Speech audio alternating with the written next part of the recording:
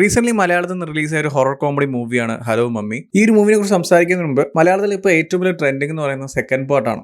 ഏതൊരു മൂവി അതിനിപ്പോൾ കോമഡി ആയാലും ത്രില്ലർ ആയാലും സൈഫൈ ആയാലും എന്തായാലും ഒരു സെക്കൻഡ് പാർട്ട്. എന്തിനാണ് എൻ്റെ സെക്കൻഡ് പാർട്ട്? എനിക്ക് അറിയാത്തതുകൊണ്ട് ചോദിക്കുകയാണ്. ഒരു പ്രോപ്പർ ആയിട്ടുള്ള എൻഡിങ് ചെയ്തിട്ടുണ്ടെങ്കിൽ തീർന്നു സിനിമ, അത്രേ ഉള്ളൂ. ഇപ്പോൾ KGF പോലെ അല്ലെങ്കിൽ അതുപോലത്തെ നമുക്ക് ഒരു സിനിമയിൽ അതിൻ്റെ സ്റ്റോറിയും ആ ഒരു വേൾഡൊക്കെ കംപ്ലീറ്റ് ചെയ്യാൻ പറ്റിയില്ലെങ്കിൽ ഒക്കെ ആ ഒരു സെക്കൻഡ് പാർട്ട് ചെയ്യാം. കാരണം അതിനായിട്ട് പൊട്ടൻഷ്യൽ ഉള്ള സ്റ്റോറീസ് ആണെങ്കിൽ അടിപൊളി. ഇപ്പോൾ മലയാളത്തിലാണെങ്കിലും ആ ഒരു സെക്കൻഡ് പാർട്ടിൽ ഇത് കംപ്ലീറ്റ് ചെയ്യാൻ പറ്റും എന്നാണെങ്കിൽ ഓക്കെ ഫൈൻ, അടിപൊളിയായിരിക്കും. പക്ഷേ ഫസ്റ്റ് പാർട്ട് തന്നെ എല്ലാം പറഞ്ഞ് തീർക്കാൻ പറ്റുന്ന ഒരു ചെറിയൊരു സ്റ്റോറി ആണെങ്കിൽ അത് അവിടെ കൊണ്ട് തീർക്കണം, അല്ലാതെ ചുമ്മാ വലിച്ചു നീട്ടി കൊണ്ടുപോകേണ്ട ഒരു ആവശ്യമില്ല. കാരണം ഈ ഒരു മൂവിയിൽ അതുപോലെ തന്നെയാണ് പ്രസന്റ് ചെയ്തിരിക്കുന്നത്. സെക്കൻഡ് പാർട്ടിന് വേണ്ടി ഫസ്റ്റ് പാർട്ട് ഒരു ഇൻകംപ്ലീറ്റ് പോലെയാണ് എനിക്ക് തോന്നിയത്. ആൻഡ് മൂവിനെ കുറിച്ച് സംസാരിക്കുകയാണെങ്കിൽ ഒരു അടിപൊളി മൂവി തന്നെയാണ്, എനിക്ക് ഇഷ്ടപ്പെട്ടു. ആ ഒരു ഹൊറർ കോമഡി എന്ന ജോണറിനെ വളരെ നൈസായിട്ട് തന്നെ സിനിമയിൽ പ്രസന്റ് ചെയ്തിട്ടുണ്ട്. കോമഡീസ് എല്ലാം നല്ല രീതിക്ക് തന്നെ വർക്ക് ആയിട്ടുണ്ട്. ആൻഡ് ഹൊറർ ഉണ്ടോ എന്ന് ചോദിച്ചാൽ മൂവിയിൽ ഹൊറർ ആയിട്ടുള്ള എലമെന്റ്സ് ഒന്നുമില്ല. നമ്മൾ ട്രെയിലർ എന്താണ് കണ്ട സെയിം ഐറ്റം തന്നെയാണ് ആ ഒരു മൂവിയിലുള്ളത്. പക്ഷെ എന്നാലും ആ ഒരു എലമെന്റ്സ് ഒക്കെ നല്ല അടിപൊളിയായിട്ട് തന്നെ സിനിമയിൽ പ്രസന്റ് ചെയ്തിട്ടുണ്ട്. ആൻഡ് ഈ ഒരു മൂവിയുടെ സ്റ്റോറി എന്ന് പറയുന്നത് ഷറഫുദ്ദീൻ കല്യാണം കഴിഞ്ഞ് പോകുന്ന വീട്ടിൽ ഐശ്വര്യലക്ഷ്മിയുടെ അമ്മയുടെ ഒരു ആത്മാവുണ്ട്. സോ അവിടെ നടക്കുന്ന ഇവന്റ്സ് ഒക്കെയാണ് സിനിമ സംസാരിക്കുന്നത്. ആൻഡ് ഈ ഒരു മൂവിയുടെ സ്റ്റോറി നടക്കുന്ന പറഞ്ഞാൽ അല്ലെങ്കിൽ ആ ഒരു എൻ്റർ വേൾഡ് എന്ന് പറയുന്ന ഒരു വീടും ആ വീടിൻ്റെ അകത്തുള്ള കുറച്ച് ക്യാരക്ടേഴ്സും അവർ ഫേസ് ചെയ്യുന്ന സിറ്റുവേഷൻസ് ഒക്കെയാണ്. ശരിക്കും പറഞ്ഞാൽ എനിക്ക് തോന്നിയത് അത് കുറച്ചും കൂടി ബെറ്റർ ആക്കായിരുന്നു. കാരണം സിനിമയുടെ സ്റ്റാർട്ടിങ് തൊട്ട് ആ ഒരു തേർഡ് ആക്ട് വരെ അല്ലെങ്കിൽ ക്ലൈമാക്സിന് മുമ്പ് വരെ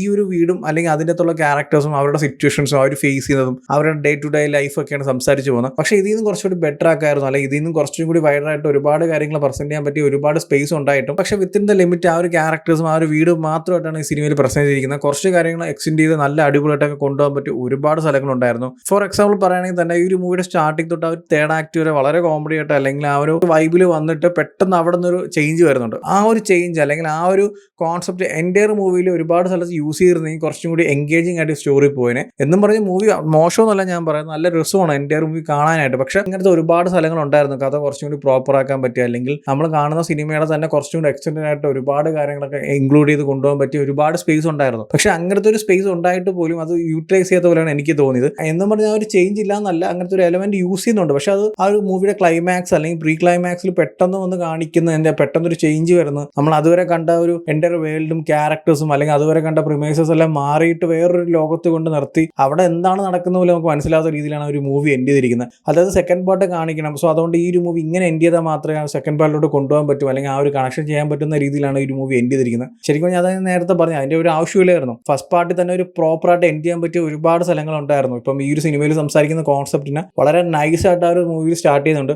അത് വളരെ നൈസായിട്ട് എൻഡ് ചെയ്യാൻ പറ്റിയ സ്പേസും ക്യാരക്ടേഴ്സും സിറ്റുവേഷൻസും ഒക്കെ ഉണ്ടായിട്ടും ഒന്നും യൂസ് ചെയ്യാത്ത പോലെ സെക്കൻഡ് പാർട്ടിലേക്ക് വേണ്ടി മാറ്റി വെച്ചിരിക്കുന്ന രീതിയിലാണ് സിനിമ മുന്നോട്ട് കൊണ്ടുപോയിരിക്കുന്നത്. ഒരുപാട് ഏരിയാസ് കുറച്ചും കൂടി ബെറ്റർ ആക്കിയിരുന്നെങ്കിൽ ഈ ഒരു എൻ്റയർ മൂവിയുടെ ഒരു ലെവൽ തന്നെ മാറിപ്പോയിനെ. ആൻഡ് ഈ ഒരു മൂവിയുടെ മേക്കിംഗ് ക്വാളിറ്റിയിലോട്ട് വരുമ്പോൾ VFX ഒക്കെ എടുത്ത് പറയണം. കാരണം ഇങ്ങനത്തെ ഒരു മൂവിയിൽ ഈ VFX ഒക്കെ ഇമ്പോർട്ടൻ്റ് ആയിട്ടുള്ള സീക്വൻസ് തന്നെയാണ്. VFX ഒക്കെ പാളിപ്പോയിരുന്നെങ്കിൽ ചില സീക്വൻസ് ഒക്കെ കയ്യിൽ നിന്ന് തന്നെ പോയിരുന്നു. പക്ഷെ അതൊക്കെ പ്രോപ്പറായിട്ട് തന്നെ CGയിൽ വർക്ക് ആയിട്ടുണ്ട്. ആൻഡ് ക്യാരക്ടേഴ്സിന്റെ കാര്യമായാലും എടുത്ത് പറയേണ്ട രണ്ട് ക്യാരക്ടേഴ്സാണ് ഷറഫുദ്ദീനും ഐശ്വര്യലക്ഷ്മി. രണ്ടുപേരും അടിപൊളിയായിട്ട് തന്നെ ഒരു ക്യാരക്ടേഴ്സിനെ പ്രസന്റ് ചെയ്തിട്ടുണ്ട്. അതും ഷറഫുദ്ദീൻ പുള്ളിക്കാരൻ്റെ ടൈമിംഗ് ആയാലും കോമഡീസ് ആയാലും എല്ലാം നല്ല രീതിക്ക് വർക്ക് ആവുന്നുണ്ട്. നമ്മൾ കേട്ട് മറന്ന കാര്യങ്ങളൊന്നുമല്ല, വളരെ നൈസായിട്ട് പെട്ടെന്ന് ശരി വരുന്ന കാര്യങ്ങൾ. അതായത് ഈ എന്ത് പറയാം, ഭയങ്കര പഴഞ്ചൻ കോമഡി ഒന്നുമല്ല, ഫ്രഷ് ആയിട്ടുള്ള കുറെ നൈസായിട്ടുള്ള കോമഡി കുറെ സ്ഥലത്തൊക്കെ വർക്ക് ചെയ്ത് തന്നെ പോകുന്നു. വർക്കാവാത്ത കുറച്ച് സ്ഥലങ്ങളുണ്ട്. എനിക്ക് ഈ ഒരു ജോണസ് ഭയങ്കര ഇഷ്ടമാണ്. ഇപ്പോൾ റീസെന്റ് വന്ന നമ്മളെ രോമാഞ്ചം ആയാലും അടികപ്പേര് കൂട്ടപ്പണി ആയാലും ഹിന്ദിയിലെ ശ്രീ, സോ ഇങ്ങനത്തെ ഒരുപാട് ഹൊറർ കോമഡീസ് ഒക്കെ എനിക്ക് ഇഷ്ടമാണ്. സോ ആ ഒരു ലെവൽ വെച്ച് നോക്കുവാണെങ്കിൽ ഓക്കെയാണ് സിനിമ. കുറച്ചുകൂടി ബെറ്റർ ആക്കിയിരുന്നെങ്കിൽ ആ ഒരു ലെവലൊക്കെ എത്തേണ്ട ഐറ്റം അല്ലെങ്കിൽ എത്തേണ്ട കോൺസെപ്റ്റ് ഒക്കെ ഉള്ള ഒരു സിനിമയായിരുന്നു. വേണ്ടത്ര രീതിയിൽ അത് യൂസ് ചെയ്തില്ല, അല്ലെങ്കിൽ വേണ്ടത്ര രീതിയിൽ അതിനെ എക്സിക്യൂട്ട് ചെയ്തില്ല എന്നാണ് എനിക്ക് തോന്നിയത്. സോ എന്തായാലും നിങ്ങൾ കണ്ടു നോക്കുക. ഓൾറെഡി ഈ ഒരു മൂവി കണ്ടവരാണെങ്കിൽ നിങ്ങളുടെ ഒപ്പീനിയൻസ് എന്താ വെച്ചാൽ കമന്റ് ചെയ്യൂ. വീഡിയോ ഇഷ്ടപ്പെട്ടാൽ ലൈക്ക് ചെയ്യൂ, ഷെയർ ചെയ്യൂ. ഇതുപോലത്തെ കൂടുതൽ വീഡിയോസിന് ചാനൽ സബ്സ്ക്രൈബ് ചെയ്യൂ. Thank you so much.